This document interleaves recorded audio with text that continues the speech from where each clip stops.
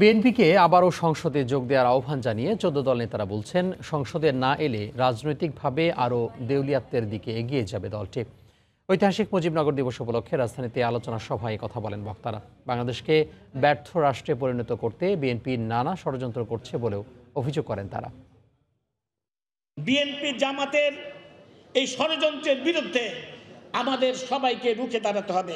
এই অপশক্তিকে রাজনীতি থেকে বিদায় করতে না পারলে বাংলাদেশের সুস্থ রাজনীতি, শান্তি কোন অবস্থাতেই ফিরে আসবে না। তাদের লক্ষ্য হচ্ছে বাংলাদেশকে ব্যর্থ রাষ্ট্রে পরিণত করা। এরা বাংলাদেশে ক্যান্সারের বিষ ফোড়া।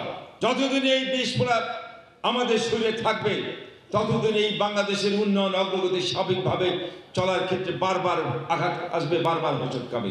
যারা মনে করেন বিএনপি জামাত রাজনীতির মঞ্চ থেকে বিদায় হলে গণতন্ত্র দুর্বল হয়, তাদের আমি উত্তরে বলতে চাই, গণতন্ত্র দুর্বল হয় না। গণতন্ত্র দুর্বল থাকে যদি জঙ্গি জামাত বিএনপি রাজনীতির মঞ্চে উঁকি ঝুঁকি মারতে থাকে। সংসদে যোগদান না করার মধ্য দিয়ে যে সামান্যতম যে প্রতিনিধিত্ব দলের বিরোধী দল হিসেবে রয়েছে, সেটারও অবসান ঘটবে। আরও রাজনৈতিক দেউলিয়াত্বের মধ্যে তারা চলে যাবে। বিএনপির বন্ধুদের বলতে চাই, আপনাদের ডেট লাইন ৩০ এপ্রিল, ৩০ তারিখের মধ্যে সিদ্ধান্ত দিতে হবে পার্লামেন্টে আপনি যাবেন কি যাবেন না। না হলে আপনার সংসদ সদস্য থাকবেন, মনে রাখবেন।